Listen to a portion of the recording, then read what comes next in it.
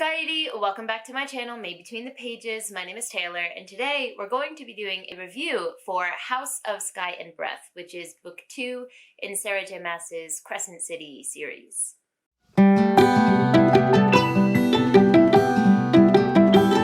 Now, the very first review on my channel that I did was for House of Earth and Blood, which is the first book in this series. And it's kind of surprising that that's the case because I'm not really a Sarah stan myself. I do enjoy her works, but I go in with a very specific set of expectations when I read, like AAPI or A Court of Mist and whatever series. I don't know the series name. Is it A Court of Thorns and Roses series? Probably. And then Throne of Glass, which I never actually finished the end of that series, but I did read the first 3 or 4 books, I think. So I go in with a very specific set of expectations. And so those expectations are what I went into House of Earth and Blood with, the very first book. I should have just grabbed that, it's above, but I went in with those same expectations. But that book blew me out the water. I loved the discussions of grief and friendship that we got through Danica and Bryce's friendship. I loved the side characters, I loved the world and all the creatures that existed in it as an urban fantasy. It was just really well crafted, and you could tell it was crafted with love. And so when I picked up House of Earth and Blood, no, I keep saying that, House of Sky and Breath, this had the same, I had higher expectations because of my experiences with House of Earth and Blood. And let me tell you, this book did not meet those expectations. Not even a little bit. Okay, at least a little bit. The smut was really good, but we'll get there. We'll get there. So I'm going to break this down into 3 sections. We're going to do characters first, then plot, and then world building. For me, where Maas really excels is her character work. As I mentioned earlier with House of Earth and Blood, it was the friendship and the character work done between Bryce and Danica that made that line, that plot line so powerful. And she really, really excels in that regard. And that's why I also think that her relationships also, end up being relationship goals, or people become really attached to them because she does such a good job with her character work and connections. And I've also heard a lot of people talk about they love the way that she deals or talks about trauma. And that isn't necessarily the main part of the first book. It's definitely a factor, but I would say larger than that is the idea of grief. And that requires you to connect to the character, to feel their grief and suffer with them.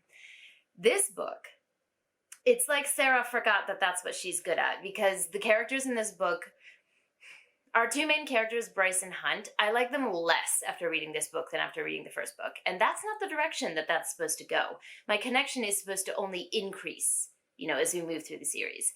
So those are the 2 main characters. I also wrote in my notes that I'm looking at here, which says, what was the point of Ethan?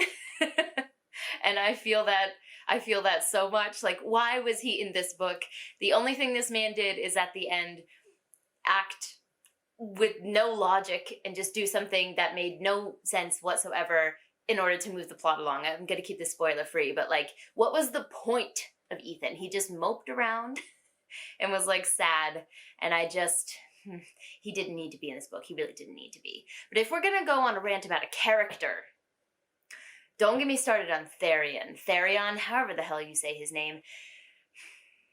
He's the dumbest character I think I've ever read about. Well, Tao from The Rage of Dragons might give him a run for his money, but at least Tao's dumbness works. With that story, it needs to be that way. But Therion, oh my god, he's supposed to be the spy master for this, the River Queen or whatever, and he's the worst spy master I've ever read about. He just goes around spewing secrets to absolutely everyone for no reason. So he's tasked with finding a specific character that we're introduced to at the beginning. And his queen says, I want you to bring me this person, alive or dead.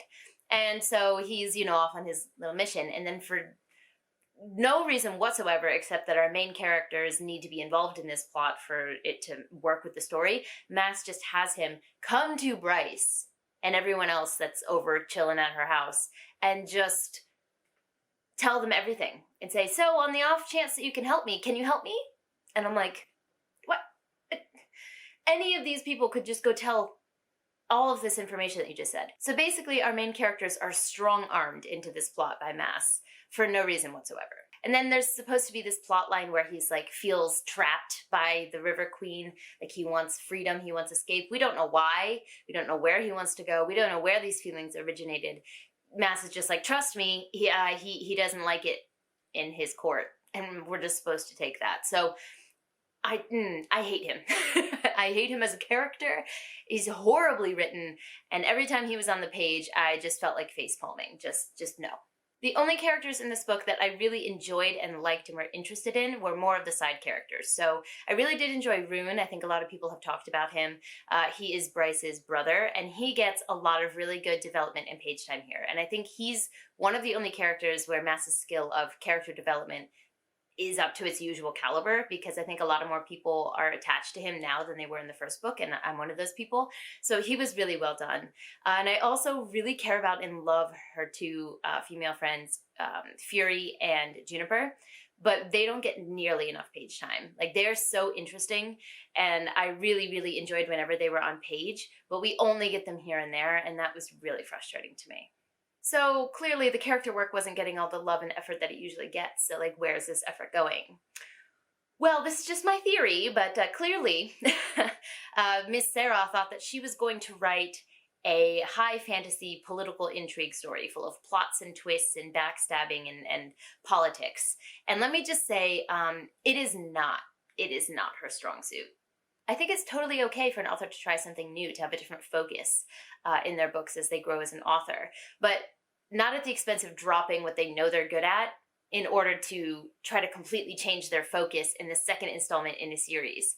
And that's what she tried to do here. And the plot is just, if I look at my notes, my first bullet point is just trash. Because the plot in this book it's trash. I don't really have another word for it. The choices the characters make no sense. There's no logical line in this book. So, like I said earlier, Therion being the worst spy in the world comes and involves all of our main characters in this plot, but none of the main characters have a reason to care about it. Like, there's no reason that they should endanger their now, like, kind of steady, comfy way of life to get involved in what Therion brings up. And yet all of them are like, well, not all of them, thankfully, but a fair few of them are like, yeah, sign me up to like destroy my life for no reason. And especially Bryce, so she needs a reason to be involved in this. And yet again, Maas brings up Danica. Now, if you've read the first book, Danica is her best friend. And it's not really a spoiler to say this because it's basically, I think it is on the back of the book, that she gets killed in the first book. So one of the best things about the first book is that Danica doesn't get any like real-time page time because she's done away with very early in the book. But her and Bryce's friendship make her a character. They make her so important. And she was my favorite character in the first book, and she's not even alive. And that's amazing. That is amazing work done by the author. But in this book, she's brought up again as a reason for Bryce to be involved in this plot. And it's becoming really predictable at this point, and it's really not interesting because it's like, well, why should Bryce care? I know, Danica has another secret that Bryce wants to know about. And it's like, how many things are you going to put on Danica from beyond the grave, you know? So that was just really not a convincing plotline for me at all. Also, the two characters, Fury, who I mentioned earlier, is one of Bryce's like best friends, and Jezebel, like, holy deus ex machina Batman. Like, whenever something needed to move forward or needed to be done or information needed to be gleaned from something, but there was no logical way to get our characters there, Fury and Jezebel would just pop up out of nowhere. They'd be like, I know the answers, I will provide it for you, free of charge. Like, it was just so predictable by the end of the book. I'm like, oh, Bryce is gonna call Jezebel at this point, and Jezebel's gonna come through. Like, but there's no reason, again, there's a reason for Jezebel to help so much as she does. And also, Fury is, like I said, a really interesting character, but she only seems to be on screen when Bryce wants something from her. And that's such a shame because she has such a good base to work with. Now, as I've mentioned, the plot in the middle makes no sense. I mean, I've tabbed this book a lot, but orange means anger or frustration, and the middle of this book is just orange tabs. Like, starting probably about maybe 2/3 of the way through, it's 3/4 orange tabs because I was like, what the hell is this plot? It was driving me crazy. But you'll hear a lot of people talk about the end, and I will say that the hook at the end of this book is masterful. And you can tell that Maas knew this was going to be her end. Maybe that's why she didn't care so much about the middle. Because even though I really didn't enjoy the plot, and I thought that this was of a much lower quality than the first book, I'm hooked to want to read the third one because of the implications of the end of this book. There was kind of like a monologuing moment where the big baddie in this book basically says that they knew everything all along, and that's why some of these plot points that didn't make sense happened. But that's not satisfying as a reader, to like have this omnipresent like puppeteer was in charge of everything the whole time. It's not satisfying when it's delivered the way that this was delivered. So that was not good at the end. But like I said, the implications and the plot twist at the end were good. Now, is it worth reading a book that is at least 450 to 500 pages too long? No, I don't really think so. But it was masterfully done, and I will give credit where credit is due. My last section here was world building. And I do think that there were some really interesting elements introduced into this book. Things like how you can combine different powers, or how those powers can be exploited by others, you know, because this is a very magical world. So, you know, everyone has different powers. And I really liked the ideas explored there. But unfortunately, like I said, they were introduced in the plot that I just discussed. So it's like, why is this being introduced now? So while there were interesting elements to this, I think that their introduction and the way we were shown them was very clunky and left me feeling like, why am I learning about this now? This doesn't really seem to have any significance.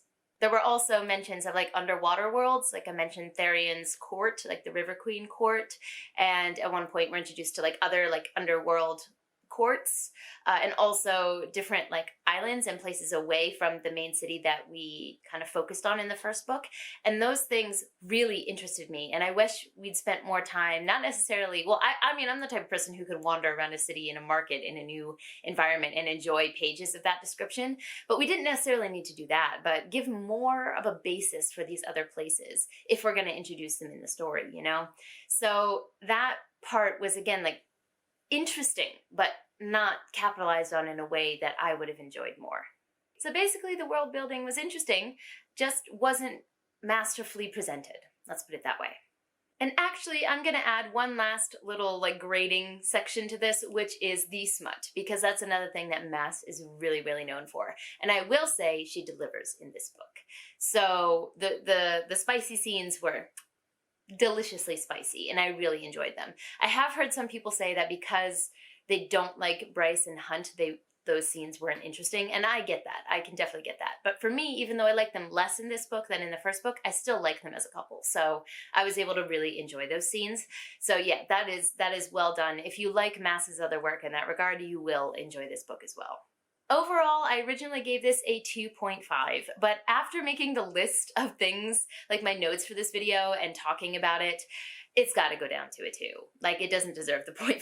It really doesn't. Like, I was angry and frustrated with most of my reading experience, so the rating has to reflect that. So basically 1 star for the smut and 1 star for Rune, the best friends, and some of the interesting world building. But that's all I can give this book in good conscience. Now, after this rant, am I going to be a hypocrite and read the third book? Probably. Because like I said, that hook at the end was masterful, and I really want to know what's going to happen next. And I'm like upset that I want to know, because it wasn't worth it, but it wasn't worth it, but I want to know. So if anyone else is dealing with those feelings, you have the same feelings as me, if you think I'm completely wrong and you adored this book, tell me all the reasons I'm wrong in the comments down below, respectfully, and we can have a chat about it. Or if you agree with me, rant, let it out down below. I would love to chat. Don't forget to like, subscribe, and click that bell. I'd love to have you as part of this community, and I appreciate it. But for now, I'm gonna head out. Jane!